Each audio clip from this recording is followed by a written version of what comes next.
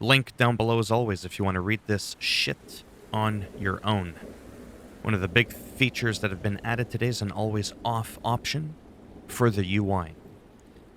Fixes and improvements to the main quests. Fixed an issue in main quest Reach for the Stars, where the quest would not progress correctly if the second shuttle cable connector was shot first. Or an issue in the main quest Reach for the Stars where the player could exit the play space, or an issue in the main quest The Embassy, where rushing back through the Barren Light Gate during the Embassy will get the player stuck in Barren Light. Fixed an issue in main quest Death's Door where the player could summon their mount in an underground location, or an issue in the main quest Death's Door where the player cannot interact with a console. I know a lot of people can't interact with the PS5 console or the Xbox Series X. I know that was a low blow. Too soon? Fixed an issue in the main quest The Sea of Sands where the objective to craft the diving mask updated incorrectly, blocking progression, or an issue in the main quest Thebes, where the player could squeeze through a gap in geometry near the underwater power plant and fall out of the world. Side quests fixed an issue in side quest Break and Even where the player could not talk to Porgov to turn in the quest if Talana was also present in Camp Nowhere. Or an issue in the side quest Shadow in the West where reloading a save could respawn the player outside of an enclosed combat space. Or an issue in the side quest Blood Choke where Attica could be idling unresponsively outside Thormash if the player approached from a certain direction. Or an issue in the side quest A Soldier's March, where Pento, all these damn words I don't know how to pronounce it, could become unresponsive while moving towards the mountain peak, thus blocking progression. Or an issue in the side quest The Second Verse, where the Talk to Zoe objective does not update after abandoning the side quest midway. Fixed an issue in the side quest Knights of Lights, where the Gather the Gizmo objective does not update. World activities. These are all fixes, with an issue in Gauntlet races where in rare cases the race did not start after completing a practice run, or in the Gauntlet races where coming in last place could count as a win. Oh boy.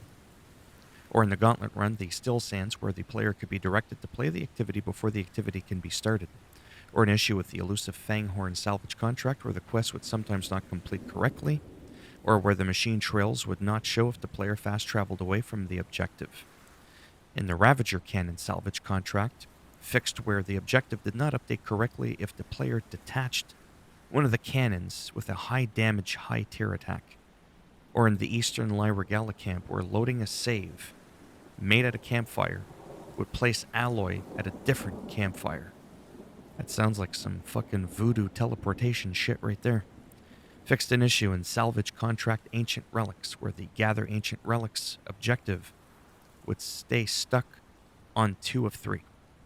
Or in the Regala Camp Devil's Grasp, where enemies may not respawn after reloading a save game during the Kill the Rebel Leader objective. In Rebel Outpost Jagged Deep, there was an issue where the player could teleport across the map when reloading a save game. Or in the Sunken Cavern, the Gouge, where the player could swim through a gap in the cave wall. UI/UX. Added an always off option for weapons and ammo and tools and potions in the custom HUD options. Fixed several outfit icons that used the incorrect assets in the inventory menu, or an issue with the map where unnatural movement would occur when centering the view on the player or a quest objective. Graphics added smoother transition between tropospheric and cirrus cloud layers. And better matching of the coloring of the supercell anvil and cirrus clouds.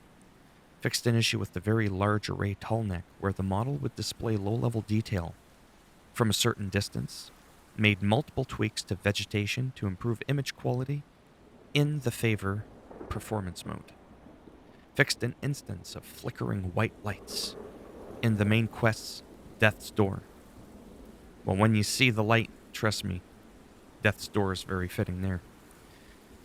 Improved the stability of depth of field during cinematics, reduced stepping artifacts from SSAO LMNOP in extreme close-up situations, reduced changes to saturation on motion blur, improved quality and stability of shadows, Improve the quality of the grass in specific situations. I'd love to improve the quality of the grass in my fucking backyard, but that bitch is hard to keep up to par. Performance and stability. Multiple crash fixes. Fix several instances where NPCs and textures would visibly stream in on PS4 when the player approached a settlement at high speed, or several instances where loading screens or black screens would trigger unintentionally. No, it was there to troll you.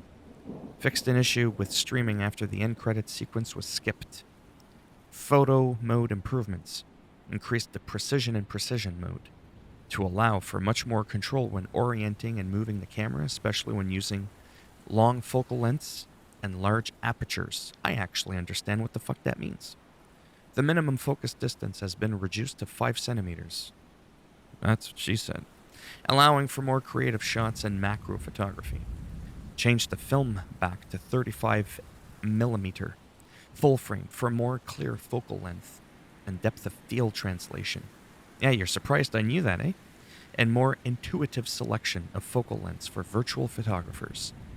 Added many more focal lengths to cover the range between 10 and 300 mm into 35 mm full frame, allowing for more creative expressions. Added a field of view match for the default camera. Increased the radius that photographers can use around alloy from 5 to 10 meters. Various small quality of life improvements. Well, they could have just added that, and that would have summarized the entire fucking patch notes. The autofocus rectangle and the rule of third grid are now hidden when using the hide UI option. Fixed an issue where a moire effect could be visible on character skin during close-up shots, just like all the virgins that were complaining that Alloyd had a fucking beard. You all know what the fuck I'm talking about. Other. Fixed a camera collision issue that would sometimes occur when the player was mounted and maneuvering near obstacles of a certain height. Fixed several animation issues with NPCs and settlements. Slightly increased the ammo cost of the propelled spike weapon technique for game balance reasons. Or an instance where Alloy could get stuck inside geometry in the Memorial Grove settlement when trying to jump out through a gap in the wall. Fixed an issue where the game would appear to hang briefly after skipping through the end credits sequence, or where the PS5 operating system game presets difficulty would override the difficulty level in game, or where interactable objects would sometimes lose collision, causing the player to fall through the object, or where the player might fall through the world when fast traveling while on a mount. And that is it. I gotta go. These fucking patch notes are taking too long. All these known issues here, you can read that on your own really quick. And there you have it. So as always, if you liked the video, go ahead, give it a thumbs up. It does greatly help support the channel with the algorithm and making my ass a little bit more relevant in the search results when people are looking shit up. I just hit 20K. Maybe in this lifetime I'll hit 50K. That's the big milestone for me. And if you want to give it a thumbs down, I mean, go ahead. I'll just bend it in half and snap it off in your ass. And if you want to subscribe to the channel, I mean, naturally that would be great. But if not, whatever. Thanks for stopping by anyways. Take care, and maybe I'll see some of you in the next video. Bye for now.